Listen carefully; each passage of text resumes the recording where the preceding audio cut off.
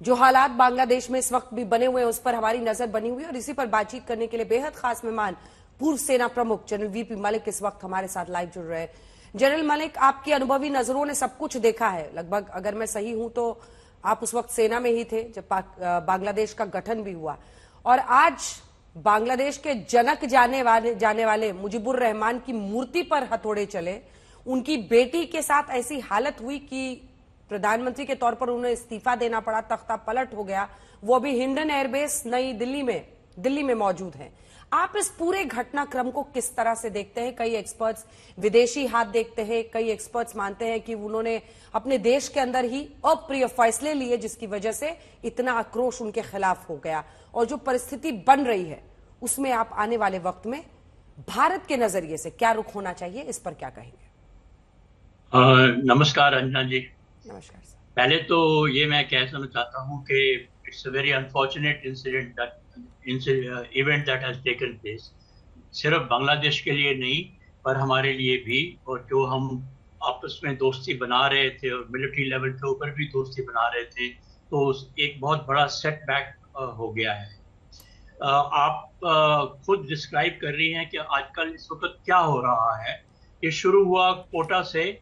कोटा जो उन्होंने रिजर्व करने के लिए कोशिश की फ्रीडम फाइटर्स के चिल्ड्रन के लिए, बच्चों के लिए, ग्रैंड चिल्ड्रन के लिए, तो वहां से ये शुरू हुआ।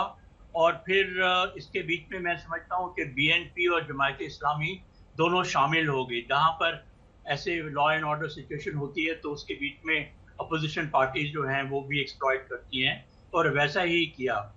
और इसमें फॉरेन हेल्प भी मैं समझता हूँ कि कुछ होगी, क्योंकि जमायत इस्लामी खासकर उनका बहुत अच्छा रिश्ता है जमायत इस्लामी जमायत इस्लामी पाकिस्तान के साथ में।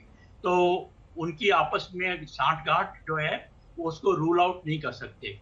आगे के लिए मैं अभी ये कहना चाहता हूँ, पहले मैं आपको बताना चाहता हूँ कि ये मेरे ख्याल में आर्मी कू नहीं है, और बिल्कुल। ये हालात ऐसे बन गए हैं कि आर्मी को ये फैसला लेना पड़ा है हम्म। शेख हसीना के साथ में बातचीत करने के बाद में।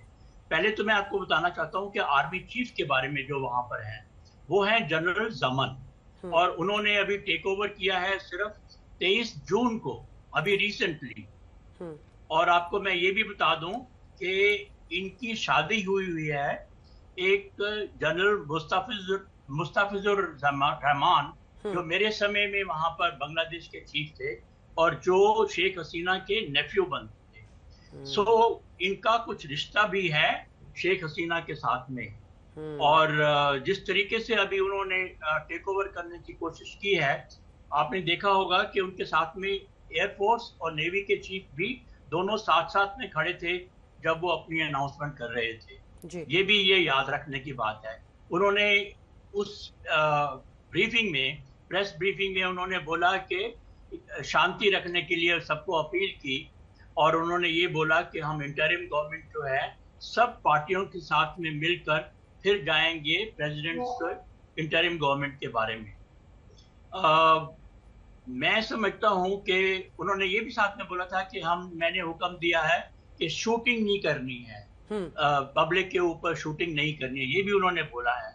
तो मैं समझता हूं कि ये जो प्राइमरी रिस्पॉन्सिबिलिटी उनकी है इस वक्त maintenance of law and order की है, और जो पॉपुलेशन को प्रोटेक्ट करने की है, खासकर हिंदू पॉपुलेशन को प्रोटेक्ट करने की इनकी एक बहुत बड़ी जिम्मेवारी बनती है।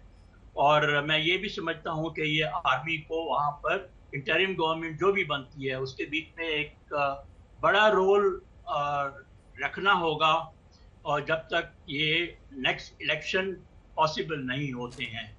तो this is what I look at it. Army का जो है क्या रोल है, कौन है और क्या रोल है आगे। हम्म।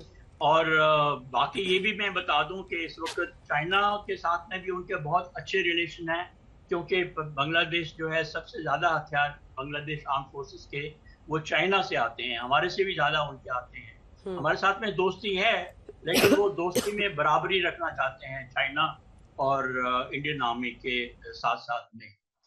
इस वक्त मैं समझता हूँ कि अपनी आर्मी का भी एक बड़ा रोल है। जैसे आपने देखा होगा कि बांग्लादेश का जो C-130 विमान था जिसमें शेख हसीना आई है और उनकी बहन आई है, that was escorted all the way from our border Delhi तक, उसको एस्कॉर्ट करके लाए हैं और उसको एक एयरफोर्स बेस के ऊपर ही उसको लैंड कराया गया है और अभी वो वहीं पर ही हैं। ठीक है तो सर। हमारी जो डिप्लोमेटिक रिलेशंस हैं, मिलिट्री डिप्लोमेसी के रिलेशंस हैं, वो बहुत अच्छे हैं और मैं समझता हूँ कि इस वक्त हमको उसका एक्सप्लॉइट करना चाहिए so that we can maintain in touch कि वहां पर बांग्लादेश में क्या हो रहा है और उसके साथ में हमको भी खबर मिलती रहनी चाहिए और जहां हो सकता है कि हमको वो रिलेशनशिप को मेंटेन करने की कोशिश करनी चाहिए। बिल्कुल जनरल मलिक, वक्त खत्म हो रहा है लेकिन दो बहुत इंपॉर्टेंट सवाल है जिनके जवाब मैं आपसे चाहती हूँ।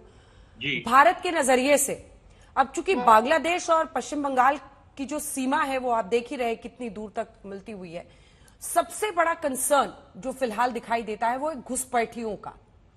इस पर क्या किया जा सकता है, क्योंकि अगर इस जो हालात वहां पर बन रहे हैं और जो वहां की अर्थव्यवस्था का आर्थिक रूप से जो परेशानियों का सामना है, अगर घुसपैठ बढ़ता है तो भारत क्या एहतियाती कदम ले सकता है? ए बी, अगर वहां पर भारत विरोधी जो ये ताकतें हैं, जिसमें मतलब अब इसमें संकोच नहीं होना चाहिए, खालिदा जिया की पार्टी जो है बांग्लादेश नेशनलिस्ट पार्टी और जमीयत इस्लाम दोनों भारत विरोधी रुख रखते हैं, इनका अगर अंतरिम सरकार वहां पर बनती है, कैसे बैलेंस आउट होगा ये सिचुएशन?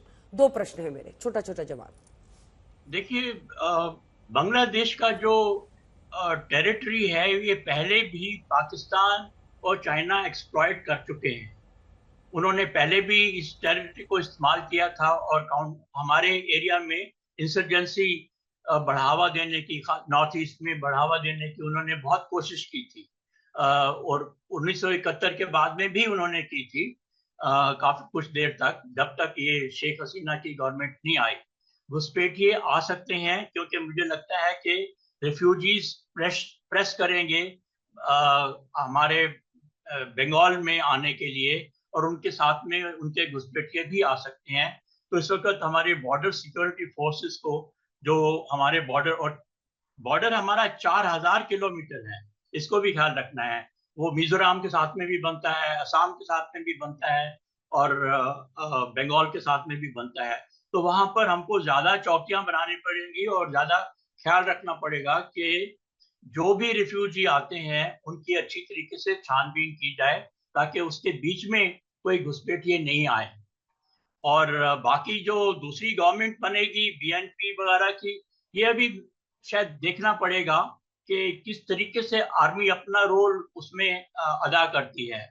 और अगर वो बीएनपी की या जमात इस्लामी की आएगी तो उसमें कोई शक नहीं है, आपने ठीक बोला कि वो इंडिया गवर्नमेंट के अगेंस्ट काम करेगी। तो वो हालात को हमको देखना पड़ेगा और कुछ हद तक जो हमारा बॉर्डर है और उस बॉर्डर एक्टिविटी जो होती हैं बांग्लादेश के बॉर्डर के साथ साथ में, उसके ऊपर तीखी निगाह रखनी पड़ेगी। बहुत बहुत धन्यवाद आपका, पूर्व सेनाध्यक्ष जनरल वीपी मलिक साहब, आज तक पर आने के लिए और परिस्थितियों पर अपनी अनुभवी नजर से जानकारी देने के लिए। धन्यवाद सर।